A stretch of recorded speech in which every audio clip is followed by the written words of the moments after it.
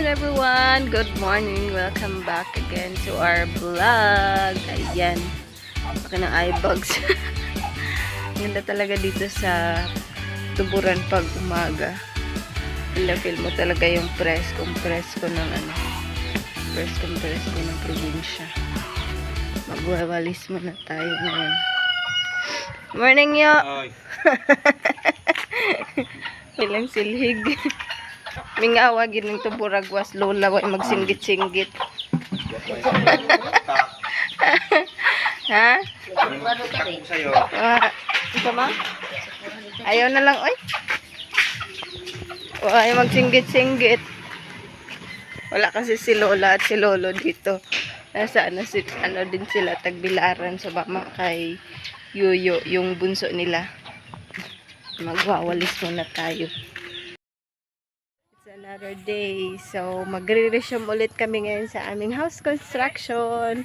Thank you so much, Tita Esther, sa always na support sa amin. Sa inyong lahat na patuloy na sumusuporta sa amin.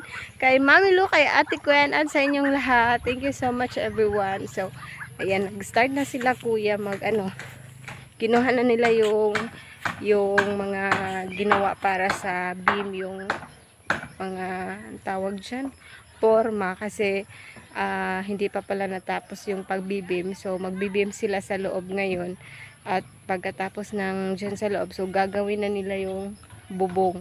So ayan, let's go doon.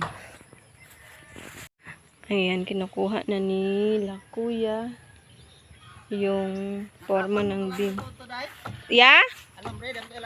Oh, naa. So, akala ko kasi mag-aano sila kuya ngayon para sa bubong. So, hindi pala daw pwede na dumiretso sila sa bubong tapos wala pa yung beam. Hindi ko nakalimutan ko ata yung beam eh. Akala ko kasi wala nang gagawin sila kuya sa beam. Meron pa pala. Sayang, sana pinagawa ko yun. Kasi nakalimutan ko talaga. Akala ko tapos na sila. So, kaya pala, pinapabili niya ako nitong alam. Gagawa pala sila ngayon ng beam. Akot muna ni Lolo yung mga ano namin, mga natirang tawag dito. Yung graba. Graba ba yung tawag dito? May ano kasi siya, may sagol, may mix siya na bato-bato para sa pagbubuhos nila kuya sa beam sa gitna.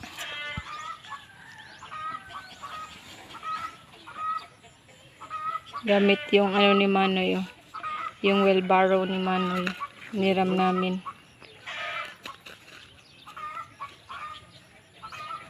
Si Ma'am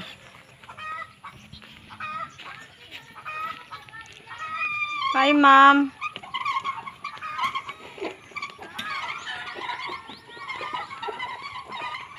Ayan, balik tayo kay La Kuya.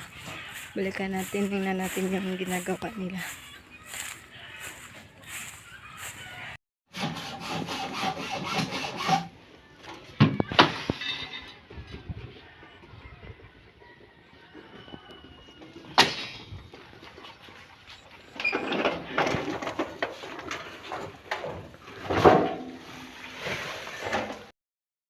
Mag-prepare muna ako ng ulam para mamayang tanghalian. So, meron na ako dito isda kasi kanina bumili si Luloy. Oh, hi ka muna Marisa. Dito pala si Marisa, Angela Case Channel. Ano na, hutdag ko ano, tuwa. Para na sa mga panday. Gani. Yung uban prituhan lang na siya. Yan, daghan naman ang kuwan. Oh, kuha na. Oh, nagbuka lang na, tagay ko para ikuha na ko. Okay, fine. Nagdaghan pa ng himbis niya kung isda. So, nakabili kasi si Luloy kaninang umaga ng isda. Ayan, ang mahal ng kilo ng isda ngayon.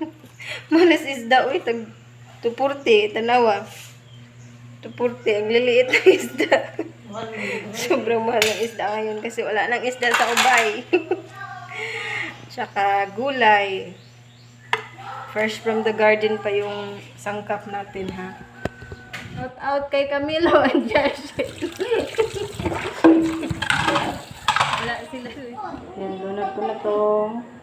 isda natin. Magluluto si La Marisa ng ano, ng manok. Manok yung recipe nila. Recipe. Yung sa atin is isda.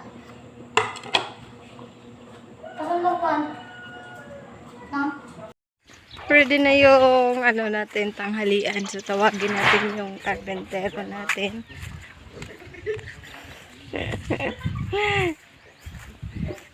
Ano nang ginagawa nila rito. Hindi pa kasi sila nagbuhos kasi medyo alanganin sa oras. So, nagporma pa sila.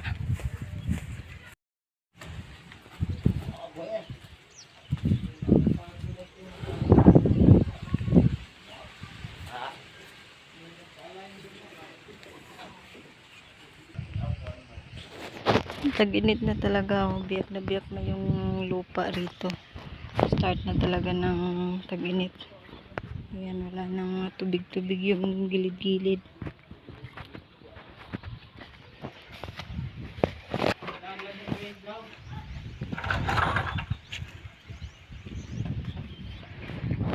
Buo na rin yung dito sa gilid na forma. Tsaka dito. Tingnan natin yung kabila.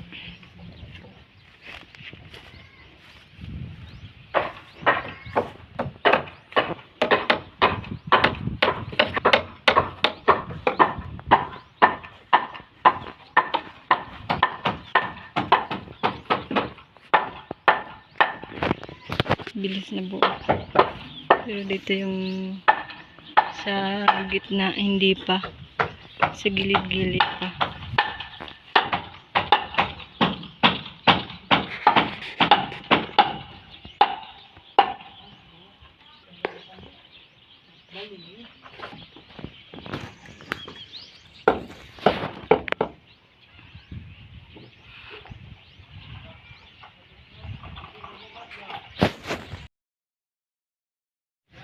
So, mga kabayan, plan ko pala ditong maglagay ng garden dito sa gilid muna. Yung katulad ni ginawa ni Camilo doon sa harap ng bahay niya. Plan kong mag-ano rito ng anong tawag dyan, ng lupa, yung tawag doon. Magbungkal ng lupa dito sa gilid. Kasi lalagyan ko din siya ng garden. Kaya lang talaga hindi nabuhay yung ano ko dito hindi nabuhay yung tinanim namin ni Loloy dito na puno ng germelina tsaka puno ng mahogani. Nawala. Kasi nga may mga baka. Hindi nabuhay. Buka namin magtanim ulit. Ay, nakatanim na sila yuyo dito ng ano. Nagtanim kasi sila yuyo ng puno ng saging. So, gagawin na naman itong sagingan dito sa gilid.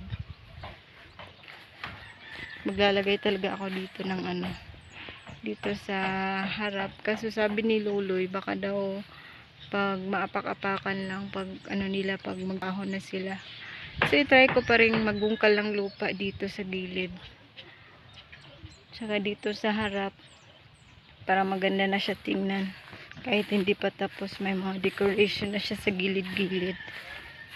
Tsaka nakakaganda talaga ng nakakaganda ng surroundings yung kahit hindi maganda yung bulaklak. Basta may ano siya, basta may flower, maganda siya. Muna tayo doon kasi susunod lang sila kuya. Tapusin daw muna nila yung ginagawa nilang pork. Muna ako prepare muna ako doon sa mesa.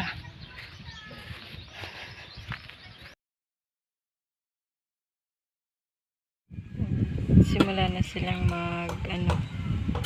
magsimula si Jericho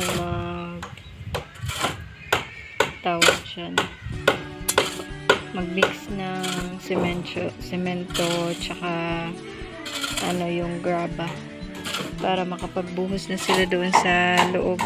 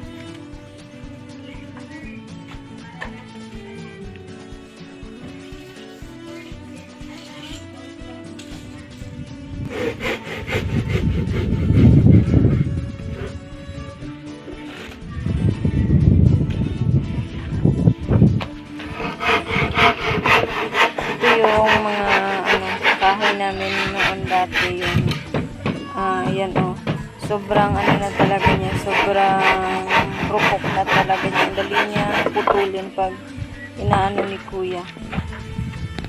Yan yung ginagamit niya sa paggawa ng forma doon. Sira na yung sira na yung dati. Nag-ano na sila, nag-start na silang magbuhos. May nabuhusan na sila doon sa sa gilid, tapos dito na sa gitna.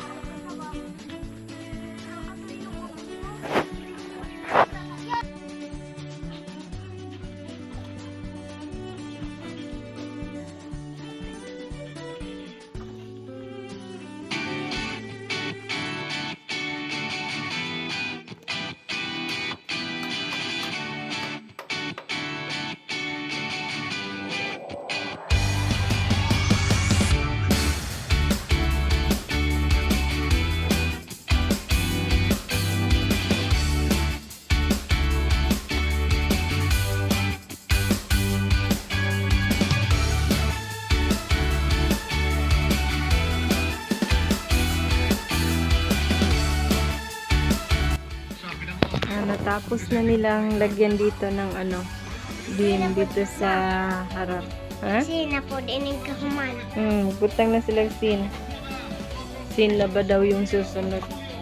Bubong na ba daw yung susunod na ilalagay sa binilian? Kanang gunting, aning ingani. Hindi, uy. Tabang sanon. Ay, oo. Tabunan raman na. Tabunan. Tabunan raman nagbunbun. Kanya anaon. Igisi. So, yung dito na dito yung sa gitna, natapos na nilang lagyan ng buhos. Saka dito, yung sa side. So, bali, ito kasi yung magiging kwarto namin. So, dito sa left side, ito yung magiging kwarto namin soon. Kasi gustong gusto ko yung view, oh. Dito na side, tapos na lang buhusan. Tapos dito rin sa gilid. Tsaka dito na lang na last na part yung lalagyan nila. Ito yung sa CR, ito yung side ng CR. Uwi nila ngayon. Tapos bukas mag-ano na sila. Kakabit na nila yung mga kahoy.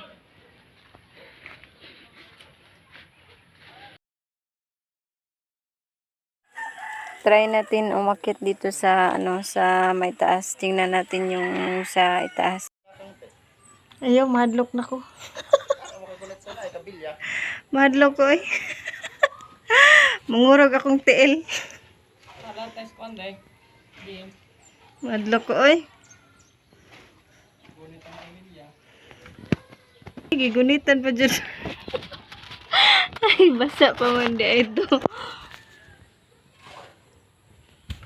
Ayan, ito na yung forma sa itaas. Ito yung nabuhusan nila kanina. Yung dito na side sa gitna. Tapos yun, doon na side.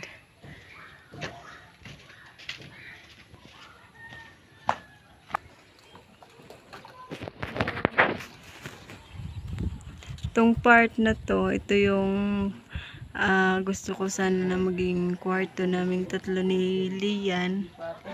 Kasi sobrang ganda ng view na makikita mo pagising mo sa umaga, oh. Fresh na fresh yung eyes mo. Soon. Ito yung soon to be namin. Soon to be kwarto. Yung nabuhusan nila.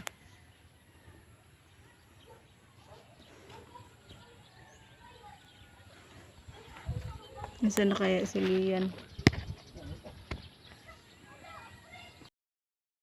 Time's up for today's video. Ayan. Tapos na yung working hours nila, kuya. So, dito na lang sa may CR na part yung hindi nila nalagyan ng beam. Dito na lang talaga sa may CR. Nalibot na nila dito yung kwarto. Bukas, yun na lang yung gagawin nila. Tapos, lalagay na nila yung mga kahoy natin So, ayan, thank you so much everyone again for watching. Thank you so much everyone sa full support niyong lahat sa aming magkakapatid. So, ayan, thank you so much guys. Thank you again. God bless you all. Stay safe everyone. Bye-bye. Spread the love, no hate, just love. Bye-bye.